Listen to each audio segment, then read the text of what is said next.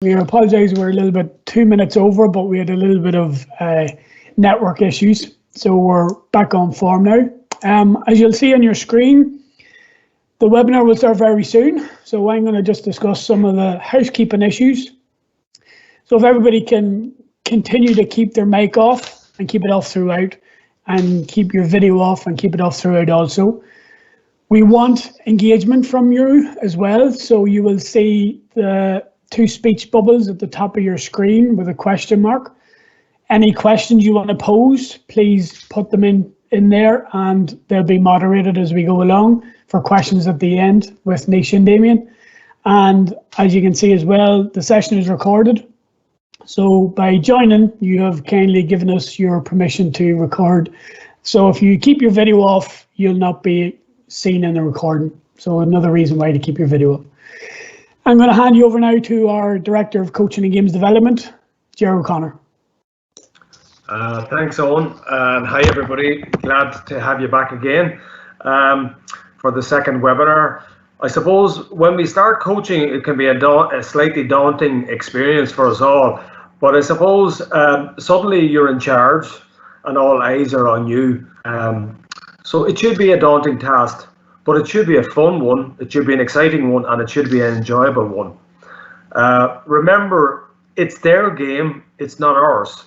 And adults, we are in a privileged position by being invited into the world of the child, and we are one of the custodians of their fun. So that has to be a priority when we're dealing with children. I suppose for many of us who are coaching in our own back gardens at the moment, at home with our own children, that faces its own challenges in many different ways. So tonight we have Damien and Nisha who will take us through their experiences coaching children as parents, coaching children in settings within schools and within clubs, and give us some valuable tips about how to continue coaching in this particular difficulty that we find ourselves in.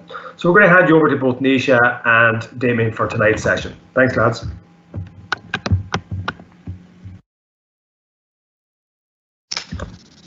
Is Damien on there? Or I'll just hi. Yeah, sorry. How's it going, everyone? My name is Nisha Walden. As you can see, I'm from Kilkenny, and I'm working in St. Pat's in Donabate as the Games Development Officer. And I don't have children of my own, but I was coached from I can remember until adult hurling by my father. He was also my teacher in 5th class and 6th class. So no matter what way I went, nothing ever stayed at home, or nothing ever stayed in school, and nothing ever stayed in the hurling field.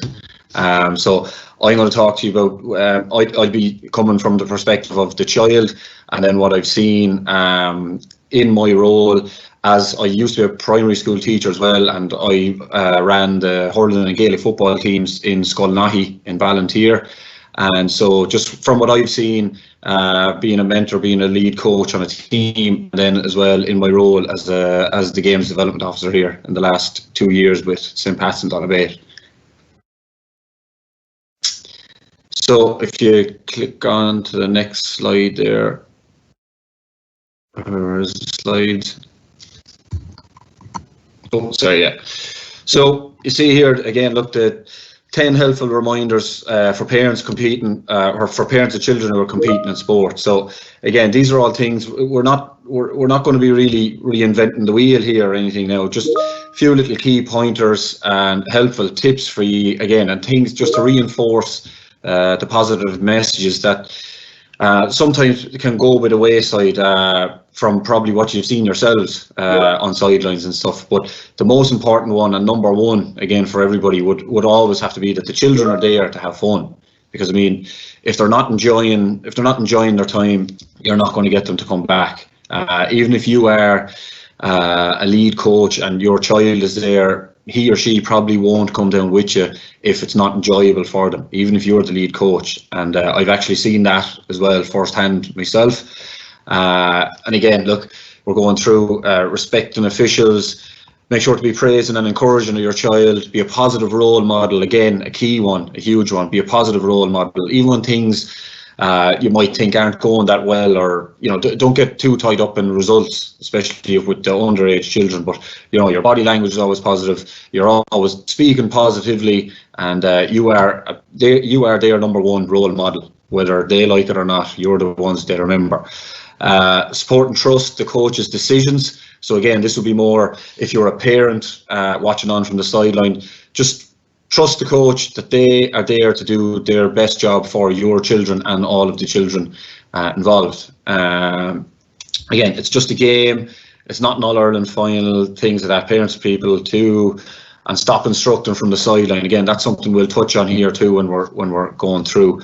The sideline parent could usually be an interesting spectator, to say the least. Somebody who isn't a part of the coaching staff, but can often be louder than the coaching staff and anybody else there. So just a few little things to keep in mind that you might recognise, and maybe you might even recognise about yourself. So we'll just fly through onto the next one here. Why children or why kids quit sport. So this was Damien's one mainly. They were saying that the main reason for teenagers in the United States, according to a recent study, why they quit sport at a young age was the car drive home. Was the main reason, was the lead reason, was the car drive home with their parents, the criticism, the questioning, the nagging maybe or something.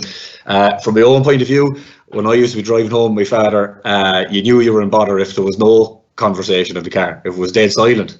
So he was almost the complete other way, where if it was silence in the car on the way home, you knew you were probably in bother. So we'll just jump on to the next one there.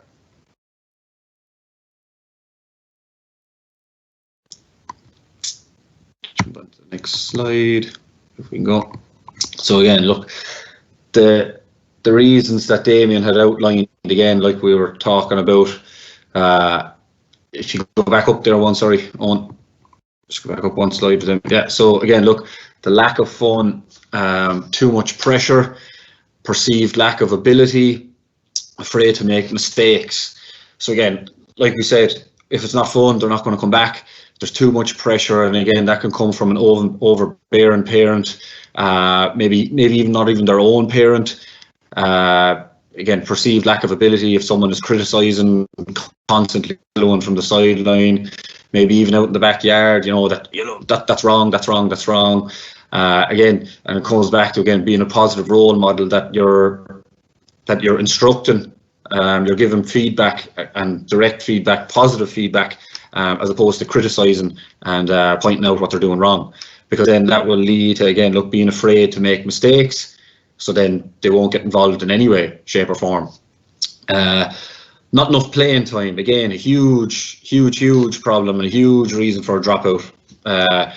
If somebody is only getting on for 2-3 minutes in a game, I mean, this even goes on up into adult level. If somebody is training as hard as everybody and then you're not getting played at all, I mean, the drop-off rate is huge, even at adult level. So that's why the Go games are so brilliant, where you can have 3-4 team leagues where it's 7 aside and things like that, and everyone just plays all the time, and you mightn't even have any subs, ideally, which would be brilliant. And again, because they're there to enjoy it, the more they enjoy it, the longer they enjoy it, the longer they'll play it for. So again, it always comes back to enjoyment, making sure it's fun. Okay, too much emphasis on winning. Again, look, this is a conversation I've had a million times at this stage. Who really remembers who won the under 8s league, the under 9s, 10s, 11s leagues? Nobody, because at the end of the day, it doesn't matter. The most important thing is to keep them playing for as long as you can, and you're there to help them, you're there to guide them, you're there to make sure that they're having fun, that they're positive, that they're enjoying what they're doing. They've lost ownership and experience, again, that they have no control over what's happening. And then pressure from parents and coach. Which is the last thing you want to be doing, is putting pressure on children if you're the coach or if you're a parent. And again, we'll touch on that again as we're going down. So you can flick on to the next one there, Owen. So the overbearing parents, again, we all know them. I've played with lads who had overbearing parents. I was lucky enough. Now my father was the main lad who was pushing us all the time, but again, it wasn't an overbearing push.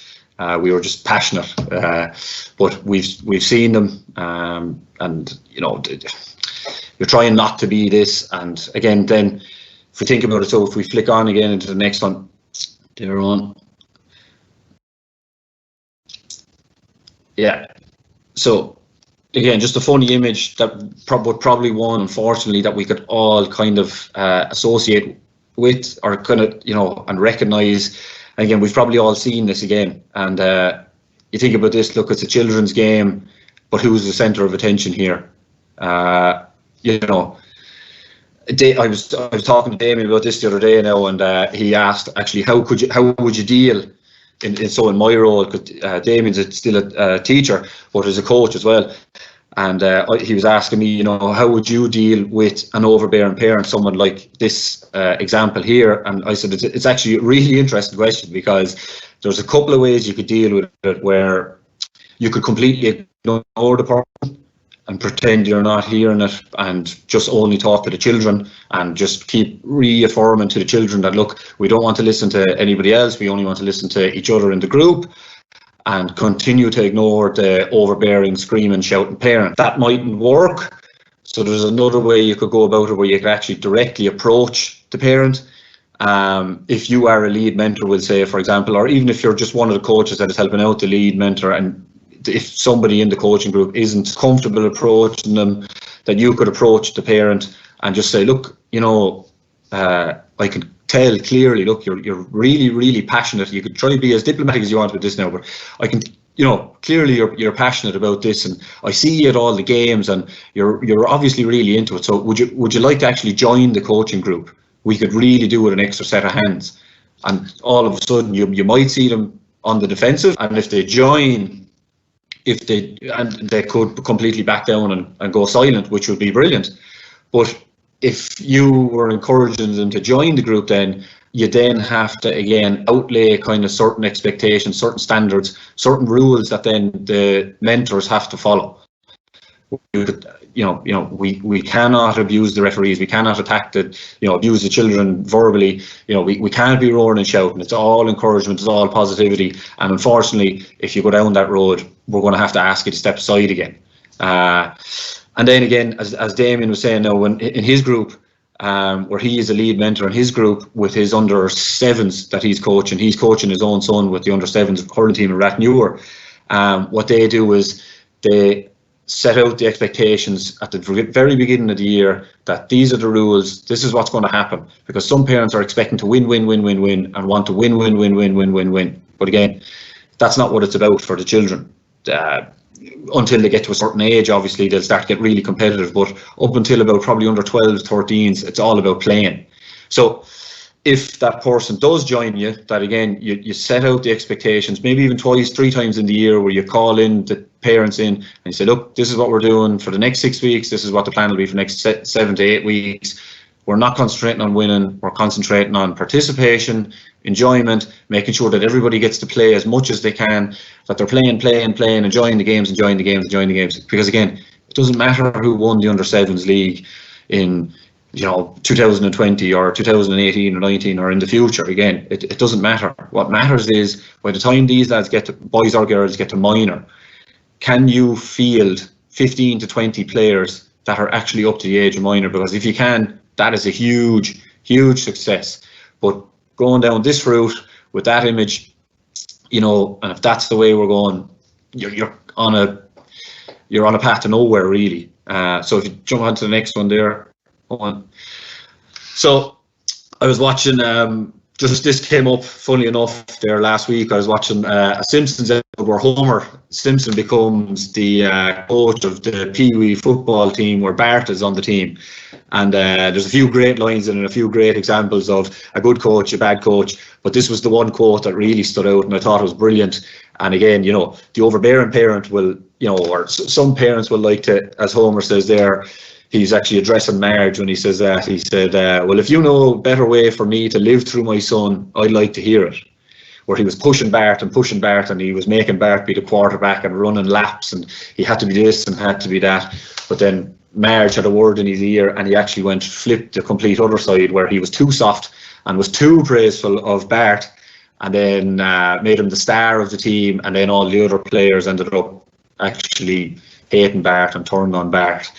So just a funny one, but again, we could all relate to it, and that quote just really, really stood out to me as I was watching the episode. So there we go, yeah. And again, there's Homer roaring down from the sideline at poor old Ned Flanders, who was the coach at the time. So jump on again there, the sideline parents. Now, this again was Damien's field of expertise, where he was coaching his own children, or his own child, sorry. And again, a lot of you on the call here could probably relate to this. Again, I can't personally because I don't have a child, but from the child's point of view, I can relate to what it's like to be the child being coached by your father or a parent. So having fun, again, always number one, always, because without the fun, there's no players. This is what it should be fun for you as well. Like Ger said at the start, it should be enjoyable. It can be daunting, but it should be enjoyable as well. Because if you're not going to enjoy it, the children, again, from being a teacher in a classroom full of 30 children, they will pick up on everything, positive, negative. If you're tired, if whatever, they will pick up on it. So when you come down, you have to snap into action. Boom, here you go. Whatever's happening, it has to be left at the gate because it's about the children. And again, a really valuable experience, as I was saying as Damien was saying to me, was actually getting to watch his own child interact with his peers. How is he getting on with them? Watching that, how enjoyable it is for him, the crack he's getting off them, the crack they're getting off him. Even again, they might even be picking things up. And again, from being a teacher, the peer learning is a massive thing, and it's really just, it's an excellent thing to see when you can see that maybe a gifted child in whatever it is, be it hurling, Gaelic football, be it maths, speaking Irish, whatever it is, that they can actually turn around and say, well, look, actually, you see the way you're doing that, and you can stand back and watch and observe this. And watching the interaction, and then again, obviously, look, it's bonus territory here to spend time with your own child. The more time you get to spend child-parent interaction, the better. Be it father-son, mother-daughter, father-daughter, or mother-son.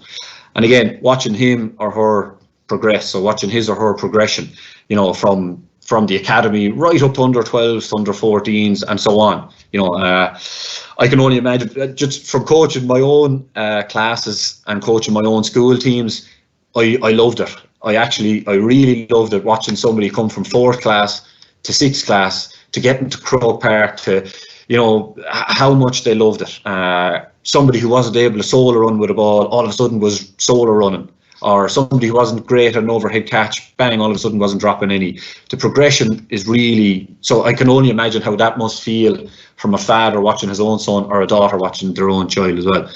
And then you get to play, again, you get to play a vital role in their development. So you are a key learning tool, a key learning resource for the child growing up. So you are playing a huge role with your own child's development. So, I mean, what could possibly be better than that? Now, the challenges. Damien had a good list of this now. Finding the right balance is a huge one. The relationship, the father-son relationship, and then the coach-player relationship, they can be very different. He lists them here when we're going down through them, if you just tap on again. Not being too hard, again, so that actually reverts back to when, again, so Damien had a few examples, and then the Homer Simpson example, and then look again, not being too hard, not being too soft. You need to find somewhere, a balance there somewhere. So from my own point of view, and I was talking to Damien about this, when my father was over any of the teams that I played with, he rarely, if ever, actually addressed me directly. I always remember that. He rarely directly spoke to me. He would speak kind of generally to the group, and then individually speak to certain people. But then after the training, he would speak to me on the way home, or else in the house, or when we got home. He would speak to me he could speak to me for 2 hours. about the session and about what was good, what wasn't good, what I could improve on, what was I doing at a certain thing, you know, what was my thought process. And then being impartial, again, can be tricky, I suppose, because it is your child at the end of the day, or maybe children if you have, you know, 2 boys or 2 girls or whatever on the one team. It can be very tricky to be impartial. So Damien was saying one of the things that he does is his own son could often be one of the first subs that he makes, that he might actually just take him off first, and just so that the other parents then realise, oh yeah, okay, right, he's not favouring his fella. So again, you kind of almost have to make an effort to be impartial. You cannot get wrapped up in what your child is doing. If you are a lead mentor of a team, it's the team. Yes, your child is important, but every child is as important as the next. The gifted one, your neighbour's child, the weakest child, whatever it may be, they're all require the same amount of attention, and they all require the same impartiality as well. And then again, remembering their needs. Look, you cannot state this enough, that they're children. We're not here coaching a senior inter-county team where everybody signs up and they know it's cutthroat and they all know what's going to happen. It's the needs of these children, be they boys or girls, is having fun. Are they running into the training field when training is starting, or are they running home? Are they being dragged down, or are they running down because they can't wait to get down there? Because this is, again, it's a hobby, it's enjoyment. Or remember their needs as they're going through the sessions, okay? And again, look, the coach player and the parent child, they're 2 different relationships, even though it's the same people involved. It's the father son, the father daughter, you know, mother daughter, whatever. Okay. Next one there. Owen, please, father and son. So here we go. It's usually 1-to-1, like I was saying there. And then you have the undivided attention. So again, as we're going through this, we'll outline it a bit more. So in a group session, it's a completely different dynamic. Whereas when it's father and son, it's you know, it's eye to eye, me and you are talking, and that's it. There's nobody else here. There's nobody else to distract us when we're in the car, or if we're in the sitting room or out in the garden, maybe like a lot of us are now. It's me and you talking here. And there's nobody else. So again, undivided attention. Sometimes we disagree. Again, from my own perspective, myself and my father didn't always agree. That's just the reality. We still don't agree on everything, but that's just the reality. So again, not to be losing your patience. And yeah, sorry, the orange box there. Hold your son to a certain standard and values. Again,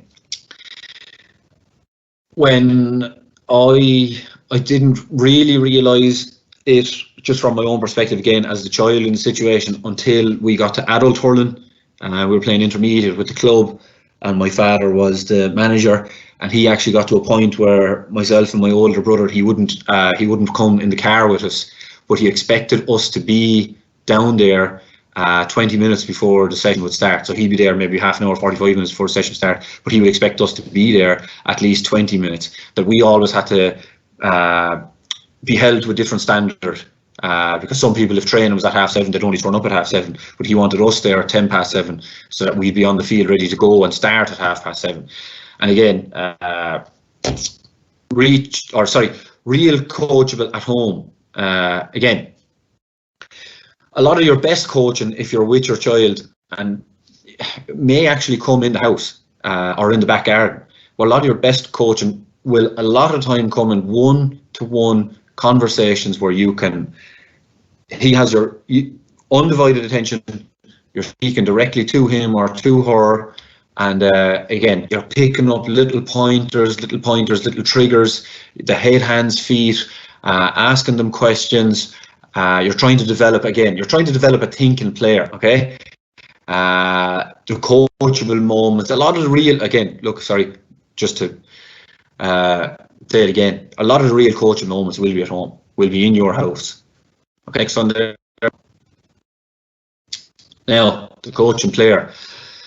Again, like I kind of touched on a while ago, he's now only one of many. He's not your son. He's he is or she is your daughter, but they're a player on the team. So the players on the team are part of a group. Your child is a part of the group. Okay. Next one. If we get the next box up there, it should pop up. Here we go. Shared attention. Yeah. Again, the undivided attention is gone. It's a completely different learning environment. Again, similar again, just reverting back to primary school teachers. Anyone who's a teacher will know completely different the leaps and bounds that can be made from a child doing grinds as opposed to being or getting learning support as opposed to the child who could be completely lost in a classroom. It's just 30 children. Maybe difficult to leave a home argument behind. Again, a vital one I've seen a few times. I've seen just from observing coaches and observing teams of lead mentors who might have children where they will purposely avoid coaching their child in the team environment, where they will take two different completely different groups and won't let their child almost come to their group until the match starts and they're picking the teams, and then this would be under 12s, 13s, and then they begin to coach openly with their child in the group, because sometimes they can become argumentative. Things that might happen at home don't stay at home, and that is a challenge which I'm sure an awful lot of people can probably relate to. Things don't always get left at home, and again, like I said, from my own point of view with my father, not everything got left in the classroom and not everything got left in the hurling field. Almost everything came back into the house. And then again, look, do other parents agree with you with your standards and value for their children? So again, like I was speaking with Damien, laying out the ground rules, laying out the expectations immediately at the start of the year, so that the parents know. And again, if they want to bring something up, allow them to bring something up. Ask them for your help if they think that, no, look, I think this should be brought in, or I think this shouldn't be an expectation. That's fine. Ask them for your help. Everybody needs help. Ask maybe the coaches who came before you. Just ask. And then again, responds better to coaching from others. That's a huge one. Again, I've seen where the child will not always listen directly, be it a female player or a male player, will not always respond favourably to what their mother or father is trying to direct, what they're trying to say, what they're trying to outline, and sometimes they'll even speak while their parent is speaking. I've seen that a few times too, and that can be, again, look, that can be challenging, because at the end of the day, it's your child. How are you going to discipline might be a harsh word, but how are you going to let them know that that's not appropriate in front of the group? So again, your own child will sometimes respond far better to another coach. Next one there, my experience is home coaching. So this was Damien's one, I would think. So if you pop on, or oh yeah, here we go.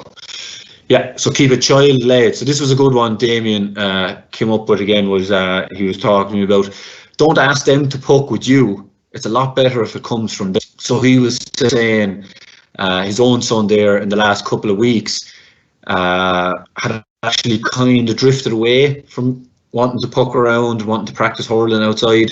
They're Rathnewer in Wexford, and he said that he was practicing golf, and he was practicing soccer, and he was practicing all sorts.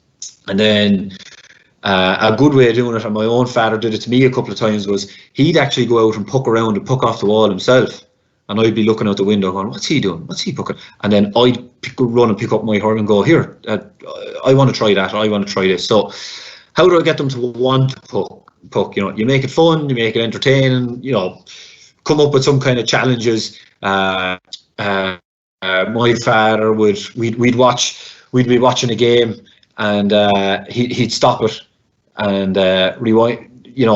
He still does this, and he'd say, do you think you'll be able to do that? And then you'd kind of get roped into going, I better try it. Like, I remember always and forever, he used to always be praising John Troy and DJ Carey for hurling now. So I'm from Kilkenny, so it was just hurling. And as far back as I can remember, I have been trying to perfect the pickup that John Troy mastered, where he hops the ball up with his hurl. But that was purely from my father. I wanted to get my father's attention and tell him, look, I can do it. So you can kind of trick them. But again, look, fun is the major goal of it. Set up little targets, things like that. Do you reckon you could hit that bottle? Come on, I'll try it too. Little things like that, especially now when we have all this time. I remember we had an old washing machine, and instead of them throwing it out, they left it outside the back wall for a target. And my father used to try and bet me, could I hit the ball? He'd open the door of the washing machine and see could I hit the tennis ball into it. And that was my target for years and years and years, was try to hit the tennis ball into the washing machine. And then again, look, as you're watching, throw in a few coaching points, a trigger or a guard that you can, or a guide, that you can always refer back to, that I'm sure a lot of you have heard, is head, hands, feet. Where's your head? Where are your hands? Where are your feet? Be it hurling, be it football, whatever you're doing, head, hands, feet. What are you doing with your hands? What are you doing with your head? What are you doing with your feet? Get them to give you the answers back, so then when they're on their own, they are thinking, what should I be doing here? What did I do? And then if they perfect a kick or a strike, what did you do that time? Why was that one so good? Why did that feel nice? Try and get at them. What you're trying to do is for them to give you the answers rather than tell you to do. Look, you should be doing that. They're probably 10 seconds later. What did you do that time? Could you show me that again? That was good. I like the way you did that. Yeah, like, use questions rather than telling. So again, a list of questions that we had. So just again, to refer back to myself, my father was known as a great free taker in Kilkenny, in circles in Kilkenny, and he used to take me down, or I used to ask him to go down to the field because I wanted to practice frees as well. My older brother never practiced frees for whatever reason; he never got into it, but I did. And again, he allowed me to make mistakes. He allowed me to find what felt right. Because remember, I used to jab lift free, now I roll lift, and I've been roll lifting free since I was 14. He'd ask me, where are you aiming for? Where are your shoulders? What are you doing with your hands? Why aren't you doing a jab lift? So again, where are your feet? Are you pointing your hips and your shoulders towards the right or the left? And again, I'm right-handed, strike on my right side. So all these little key pointers, that came into, a detailed free taking technique. So that was, again, he developed me into a thinking player. Now, sometimes I probably thought too much and got too slow. But again, he was always had me thinking, just purely from asking questions. And again, massive big thing he always did for me and did for all of our teams that I was with when we were growing up was he never jumped in too early. If I hit 3 frees wide, he'd stand behind the goal. If I hit 3 frees wide and then hit the 4th one, the 5th one over, he'd just puck the balls back out. But if I started hitting maybe 5, 6 wide, he'd hold on to the slitters, come out to me, stand with me, go through a couple of things with me, and then stand with me as I'm hitting them. Then I'd hit one over the bar and he'd say, yeah, lovely. What did you do there? Do it again. Now look, see the way your feet are, see the way your shoulders are, boom, see you can do it. Bang, bang, bang, bang, bang from there, okay? So that's, again, another vital part. Don't jump in too early. I had a trigger for when I was teaching in the classroom. I was in teaching I taught 4th class for a few years, where I would ask again, and then tell. Because I would ask it 3 times in 3 different ways, trying to kind of prod and poke, and look at if they weren't going to get it, I would just tell them, and then you'd get the, oh yeah, okay. And then nothing is ever taught until it's retaught and retaught. Okay, so again, this is a few things that we had touched on already. The 2 different coaching environments that you're going to encounter as a parent or as a coach, or both. It's completely different learning environments. First of all, look at the picture. So there's 2 coaches here. There's one, the lead coach, the fellow with the hoodie on, he has the hurl on, he's trying to show them the ready position, I'd imagine, and that your pencil hand is on the hurl, your ball hand is halfway down here. But look where they're all looking. How many children could you count there that are looking directly at him? Maybe 5, 6. Look at my man here in the white helmet. He has the hurl going into his face card. Okay. Again, you need to know your audience here, right? You can't be expecting TJ Reid to be down here at under 8s and under 9s. Okay. You need to make it fun. You can't have them standing around too long. You need help, popping around. Give them a few pointers here and there. Again, observe how your child interacts. Don't jump in too early. Keep watching how he or she interacts with their peers. And then this is a big one as well. If you have a good plan and it's going well, the session seems to go by very, very fast. So if you have a plan and you don't cover everything in your plan, because sometimes it goes too fast, you might go, God, we didn't even do that. We didn't do that. We didn't do that. Look at, sometimes that's brilliant. If you do 3 things and play a game and they're having great crack, that's the best part of it. What you want is to come back and come back and come back. And if you miss something, cover it the next time. Make it a priority for the next time. Make it be the first thing you do the next time. And again, you're exposing them to team practice where they are in a group environment, because look, eventually they're going to learn. So as they're growing, obviously now, you're exposing them to a group environment, to working with others, similar to being in a classroom again. They're around their peers all the time. They're interacting in different ways. But you're exposing them to this from the academy and up. They're in little groups, they're going around, popping around stations, they're talking to people, and they're just trying to enjoy their time, really. And then the one-to-one, so if you contrast the picture with the group to the one here with Henry Shefflin is talking to this young hurler, camogie player here. I mean, look at her, she is staring into Henry Shefflin's face. She is hanging on every word because it's one-to-one. She is locked in on Henry Shefflin here. And that is, again, the interaction that we have, the huge opportunity here and now. I know obviously it's a pandemic, nothing about it is great, but this is one major positive that we can all take out of this, as if you're a parent or as coaches, that you have now a chance to be it you have 3, 4 children or even just one, you have all this extra time with the long evenings, especially now, that you can really sit down or stand outside, puck around, kick around, whatever it may be. You're there with your child, you're going, you're having a bit of fun, and then you can watch them then maybe set up some kind of a challenge for them, ask them, oh, do you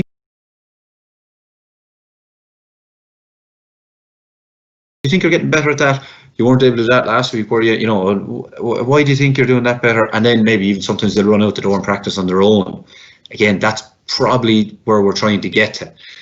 Again, look, like we said earlier, it's a better engagement. Completely, there's no distractions. They're completely, solely concentrating on you, hanging on every word that you say, hopefully. My challenges. So again, this was Damien here. We were talking about this. Like we said, look, a lot of the time he puts Danny on, actually, Danny is his son's name, sorry. He'll put Danny on a weaker team. Because look, I've seen Danny playing and watched the videos from a previous webinar that Damien had done on technical coaching and the little pointers. And Danny is well able to hurl for a 7-year-old, let's put it that way.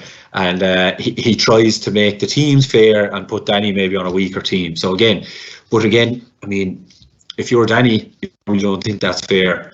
And again, look, yeah, like he said to me earlier too, and I mentioned, he's usually one of the first subs that Damien will make. Again, just to show impartiality maybe to the other parents, to the other mentors, that you don't want anybody kicking up a fuss, I suppose. Look, but again, these are challenges that Damien faces on a weekly basis and a couple of times a week maybe. Doesn't always like when I'm coaching his group. Again, like we said, he maybe might, or she, depending on your child, might react better to a completely different coach. One of your friends who's in the mentor group, which is fine, which is completely fine.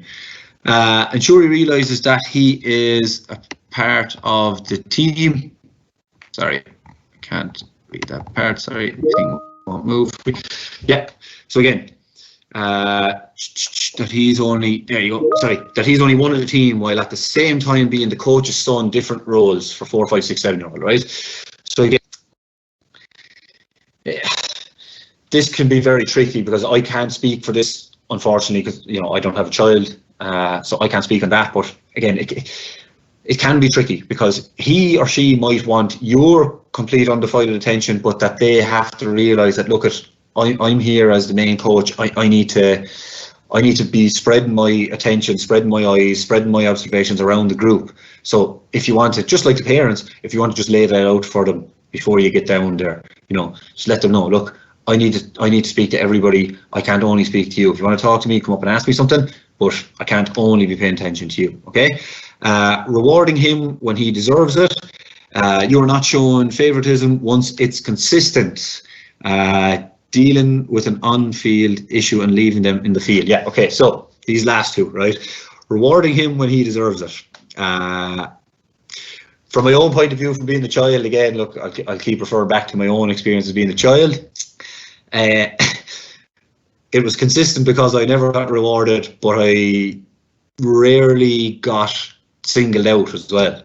So that was the thing. That was the consistency that I felt from, we'll say, from what I was dealing with as being the child, being coached by my father.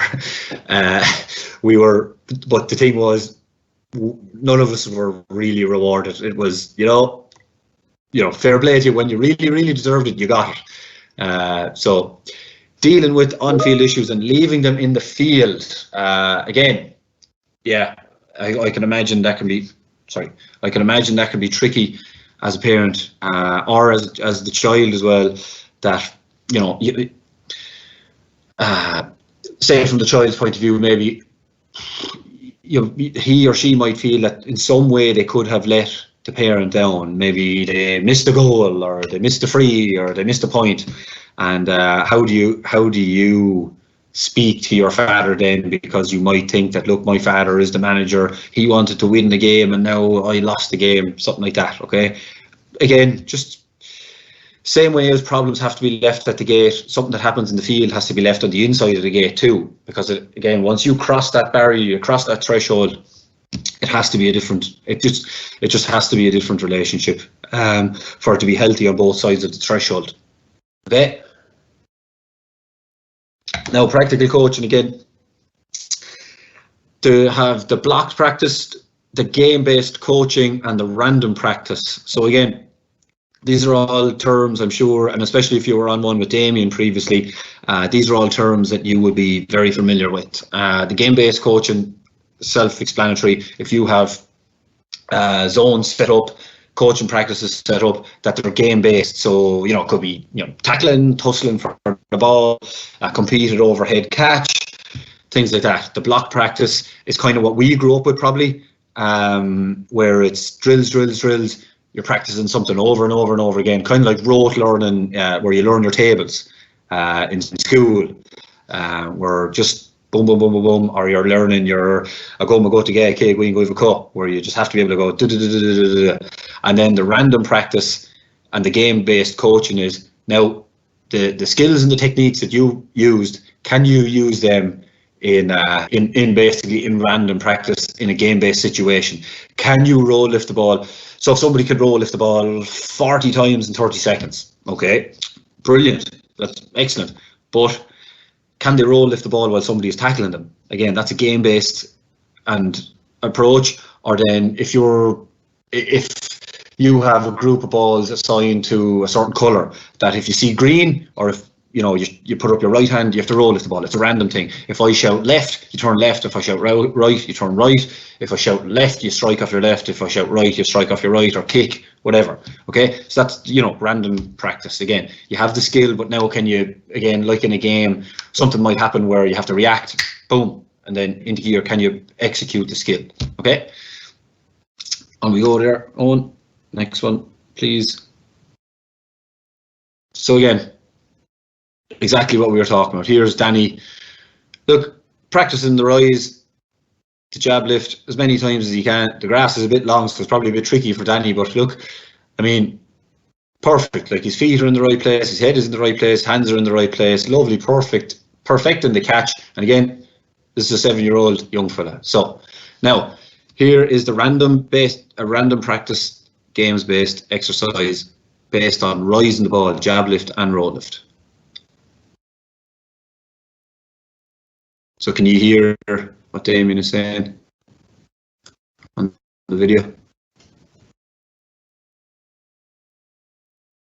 So sorry, just in case you can't hear, he's explaining the drill. There is a square that Damien has outlined, and there's slitters all around.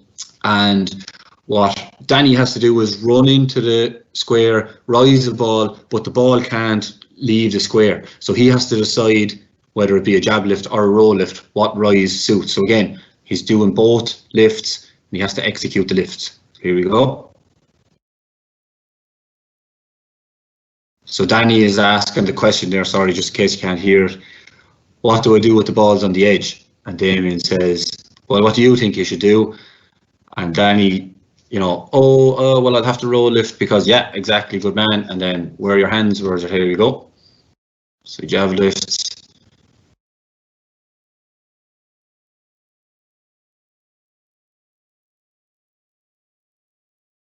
So he has to decide, yeah, see, he changed direction and then he jab lifted that one.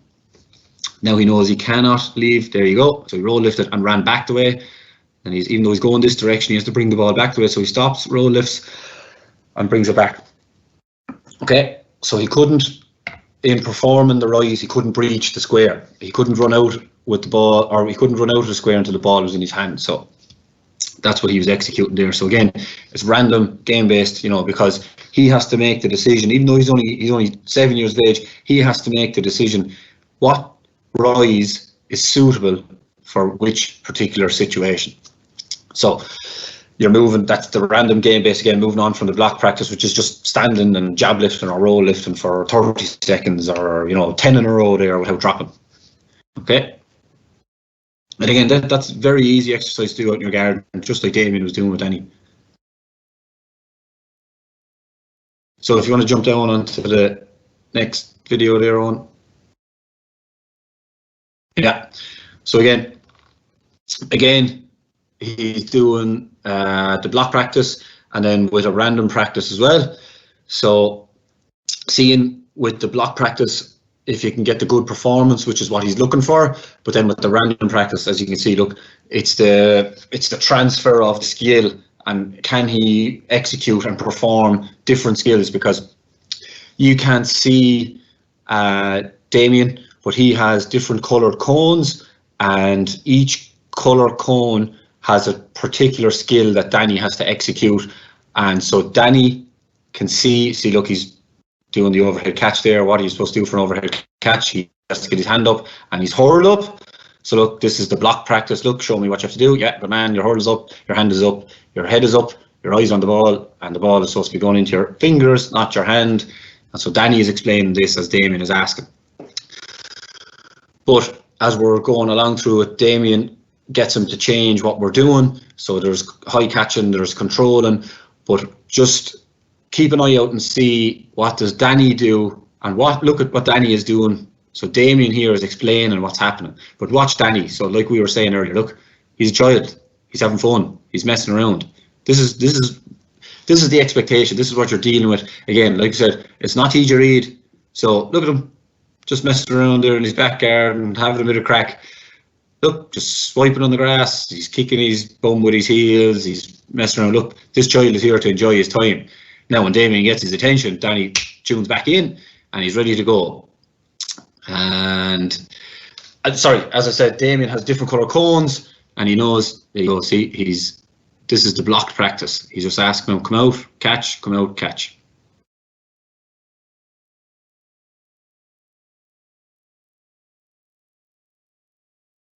So look, perfect. Look at that, brilliant, lovely. He gets the overhead catch. The hurl is up, the hands is up, it's falling into his fingers. Lovely. There you go, and a strike back. Here we go again. Yeah, so this is what we would call block practice. That is just over again. Again, like I said, it's like rote learning, times tables, learning your go to GAA, Wing Wivco, Lum Lat Lesh Ling Live Low, but then can you use it in a sentence? And again, this is their time. We've had ours, as Jared kind of referred to at the very start actually as well, and I thought that was a great line as well. Damien added in that slide too. I thought that was a great line. You know, if you're a parent now, I'm still currently playing now, but if you have given up, you're in your 50s or whatever, 60s, 40s maybe, again, look, it's about them. It's not about you. You've had your time. It's gone. Remember that they are here to enjoy themselves. You're there to help them enjoy it. And again, you are there to make sure they're having fun. You're their role model. Be as positive as you can. Whatever is coming before training stays outside of training. Whatever happens in training stays in training. So again, that threshold of the club gates is where whatever from the outside stays outside, on the inside stays inside, okay? And trying to find a balance as a parent. And again, just if going back to the time that we have now at the minute, if anyone would like to, if people would like to have a look on my own YouTube channel, it's Nisha CLG, so it's NAOISE and then CLG. I have a lot of videos on that. Parental pointers, I have them down as, so if you search parental pointers, a list of them will come up, where again I keep referring back to head, hands, feet, little tiny tips for maybe if your son or daughter is playing hurling or camogie and you've never played. There's the grip and swing, there's the jab lift, roll lift, there's the strike from the hand, there's the strike where you're aiming, where you're pointing at your head, hands, feet, again where's your shoulder going. A few little coaching tips and pointers, there's loads of them there, loads of videos, there's probably over 30 videos there. So if you go onto that, have a look as a resource. And again, there's tons of coaches on Twitter. Again, this is a hugely valuable time for being a coach as a parent. So setting aside the challenges that are involved with when you're coaching as involved in a team scenario, which will obviously come back now in a couple of weeks' time, hopefully all going well. But use this as a positive, I suppose, is what a big message I'm trying to get across. Use your time, this extra time we have, the bright evenings. Maybe you're working from home where you can take your lunch break and get somebody to go outside, have a few pucks with you. There's nothing like having a few pucks, having a few kicks, standing goal, maybe having to take shots at you, whatever. Enjoy your time. It's a hugely valuable time, so really enjoy it. And yeah, if you have any questions, and I hope you enjoyed what we had to say. So if you have any questions, yeah, just fire them on. Thanks very much, Nisha. Apologies we couldn't get Damien on, but I think there was definitely some underhand play maybe by Nisha as a Kilkenny man to keep the yellow belly off the screen. But no, in truth, it was just some sort of a technical issue that we couldn't get him onto the Teams page. So we're very disappointed about that. But you can see the level of preparation both of them put into it. Even though Damien was supposed to co-host, Nisha was very capable of presenting Damien's parts as well. So Nisha, just there's a couple of questions that have come in here. I might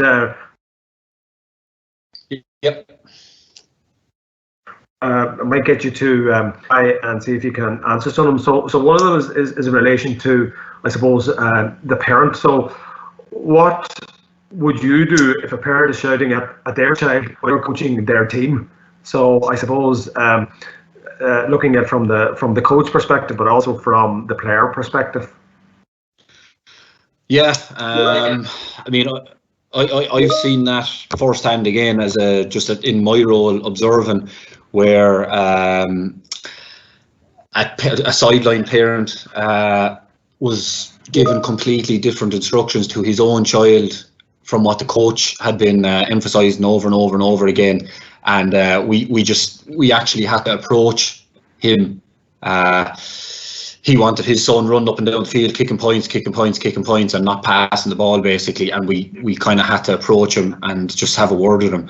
Now his son was actually very understanding, even though he was only about 10. But the father, we just had to be pretty much firm but fair again, where you kind of say, look, If you'd like to be involved, because I see it all the games, I see at some of the training sessions. So if you'd like to be involved, we'd love to have an extra set of hands. We always want extra people. And, you know, if that doesn't work, and if it continues, you're probably going to have a word, take it somewhere else to the lead mentor in the group, or some kind of the club child officer maybe, because nobody wants to listen to that. And again, actually, being a player, when I was growing up, I played with a fella whose father used to tear strips off him, but was never involved with a team, but used to tear strips off him. And we as players, when we were 13, 14, we used to try and speak to the player about it, try to keep telling him to ignore it, but he never could, obviously.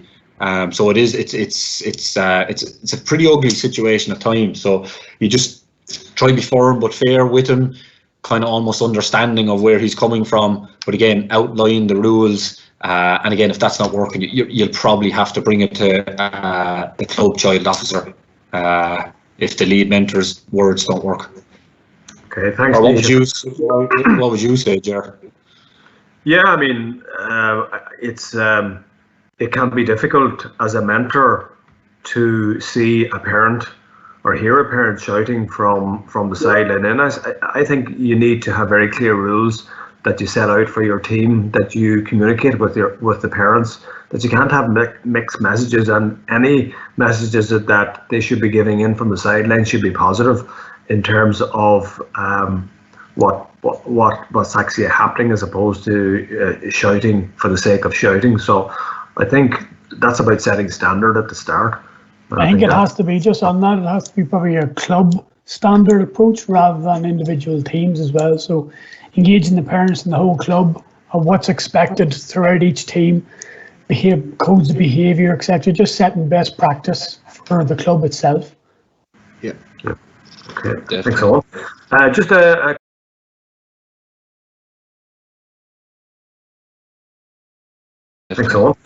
Just a question here from Fran. So Fran is a busy coach. He has two sons, and he's mentoring both sons on two different teams.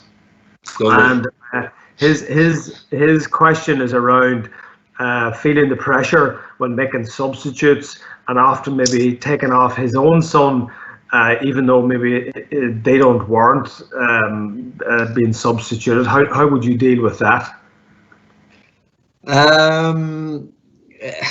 Again, it kind of all comes down to communication again, depending on the age of the sons as well, you see. Like I just from my own point of view, I had a star pupil, and he was an excellent hurler and footballer, brilliant player, and was a genius in the classroom as well. And I used to take him off, and he'd be disgusted. But then I just kind of explained to him, look at. There'll be other games where you will be playing and you won't be taken off. But for this game, I want to give this fella as much game time as I can, because there might be another game where he won't be able to play. And again, he'd be understanding of it. And I'd outline these kind of rules, well, not rules, but kind of guidelines before each game, during training. It would kind of be just because they're taken off doesn't mean you're playing better. It's just to give everybody a chance. We want everybody playing, because at the end of the day, what's the point if some people never get to play? But again, from the son speaking to the father about not being taken off, that's a tricky one, because again, I don't have a son. If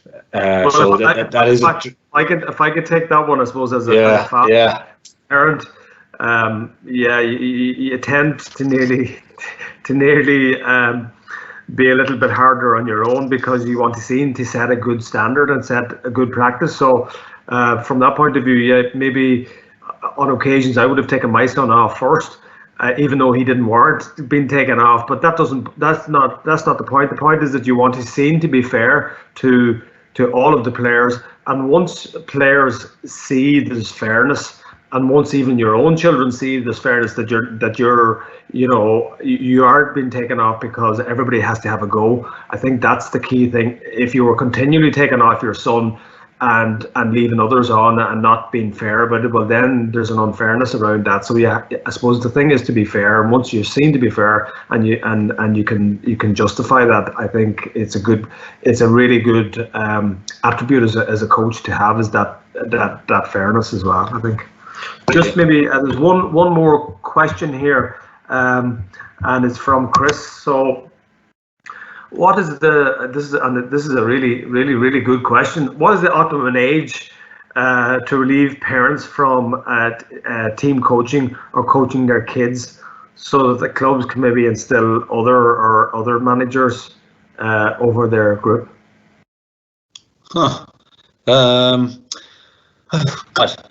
Again, that probably comes down to preference, because if you feel like, it's getting a bit too much, or it's getting a bit, because I mean, you think about it, like the difference between a 14 or 15-year-old boy and a 9-year-old boy is absolutely massive. And again, the difference between a 9-year-old girl and a 14 or 15-year-old girl is huge as well, physically, mentally, emotionally, whatever. So again, look, yeah, if you can find somebody, and then see, some people throughout the club will actually prefer working with teenagers, because they like the competitive side of it. They like to try and develop competitors, be it hurling or football. And then other coaches prefer to actually work with the, say, under 12s and down, which again, that could be something that could be adopted by the club, that certain coaches stay at some levels and other coaches stay at other levels. So realistically, you'd want your best coaches in the club working with probably under 13s down, from academy to under 13s, realistically, so that they're that the numbers stay and then develop on to, when it starts to get, look, like it or not, it starts to get pretty competitive at about under 14 up, because the children want it that way, and it's just, that's the way it goes. So again, that's a kind of a club model that you could probably introduce, but again, if you're uncomfortable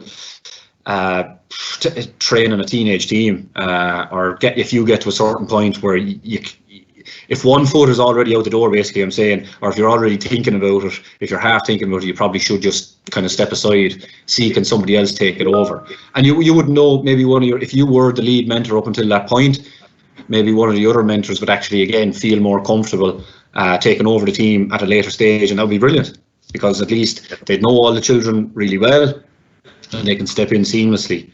It's a really good question, because there's so many factors at play when you think about, well, as all of us, when we're coaching, we're volunteers. So maybe in a small club where you don't have a lot of maybe scope for people to step away, they have to continue because nobody else is prepared to take it on. Or likewise, maybe you started with a group at a very young age. I'm taking my own experience, where I started when my son was 4, and like, he had enough by the time he was, and I had enough of him too by the time he was 13 or 14. So like, they need a new voice. So there's a natural break, maybe when it comes from primary to secondary, or even when it goes from under 13 to 14, where it become 15 aside. So there's no right and wrong, but I think for going for any length of time without a change of voice is not a good thing either.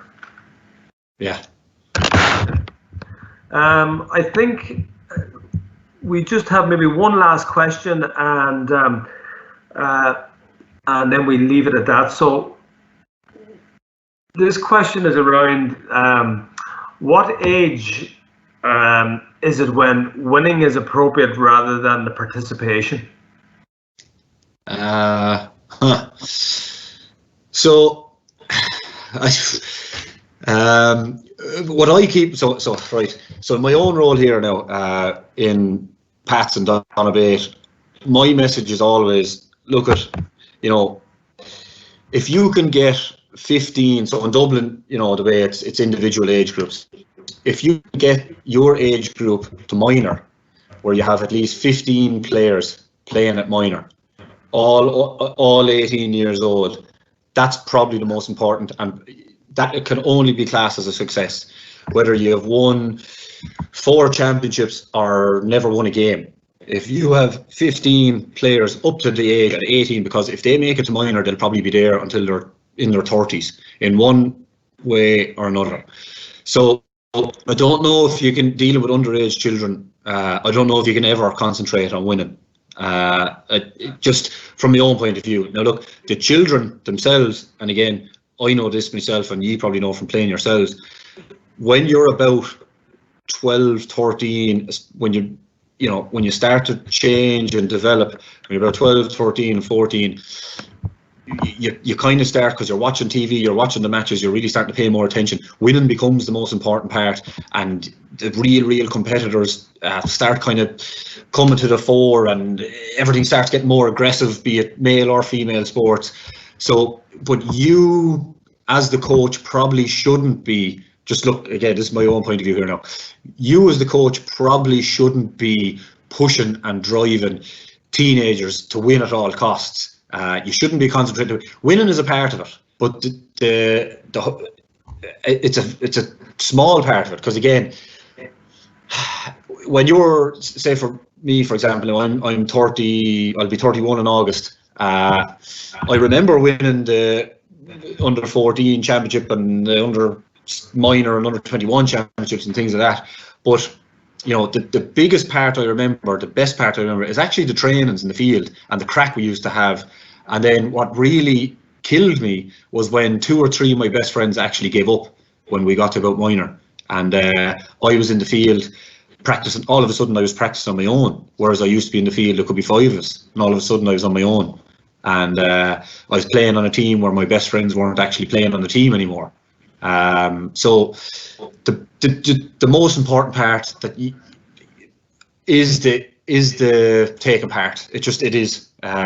Winning is brilliant, and the children will love it, and you know that's a great thing to see the children enjoying the winning. But the journey is the part that they'll remember the most, and that sounds kind of cheesy and cliche and all, but that is the part that you remember the most. Like I can barely remember any of the finals I played in, but I remember the trainings, I remember the crack, I remember the car journeys, I remember the practicing on our own outside of training, all that kind of stuff. So there's no set age. You couldn't say, right lads, now we're under 16, so we're having no more parties, we're having no more fun, we're going to run 100 laps, and if you can't complete a 1k in 3 minutes, you won't be on the team. You know, it can never get to that point.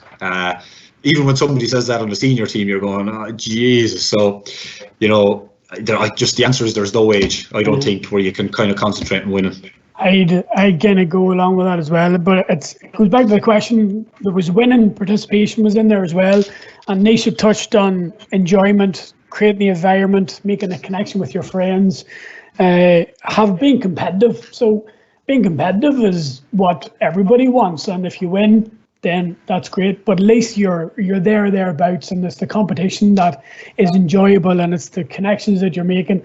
And if you're winning, if winning is the all be all and end all, and if you don't win, then the participation might drop at whatever age, even at senior. So you always want to have that participation, otherwise you're not going to have enough players to play a game. So that winning and enjoyment and creating that environment that players are learning, they're enjoying the process, and again, as Nisha said, they're enjoying the journey. And I'd go along with that. There's under 6 kids that you have, and they want to win, they want to beat their friend, but it's winning is not the be all and end all. It's not the encompassing concept that they want. It's the competitiveness, you know, scoring. Because if you flip that, if you think about it, right, if you're concentrating solely on winning the county championship or winning the league or whatever, what happens if you don't? One team can win it. So if you don't win the county final, if you get beaten in a semi-final or quarter-final, are you going to class your 13 or 14 or 15-year-olds as failures? You know, you want them participating for their club whenever they finish playing as well, as coaches, as parents, as administrators, throughout their life. So. Okay, so listen, for all of you who tuned in tonight, I presume most of you are parents. I would just encourage you to continue the great job you're doing coaching the team, but coaching your own children, because it's valuable time that you're spending with your own children that they will look back on as really enjoyable experience. I'd really like to thank Nisha and Damien. We'll get Damien again, I'm sure. We'll get him by the end of this is over. But, we'll get him again, don't worry. And as Damien aptly said at the very end, this is their time. We've had our time. And I think on that note, I'd like to just thank everybody for tuning in, and hope that you enjoyed the session. And thank you very much, Nisha, for your time. Sorry, could I just one more plug there? Sorry. So again, if you want to check out my YouTube page, it's Nisha CLG. So NAOISECLG, and then on Twitter, if you want to find me, it's Waldron_Nisha. Okay, just if you have any more questions or anything like that for me at all. Thanks, Nisha. Thank you very much, and thanks everybody. Thanks, lads. Thanks, everyone. Thank you.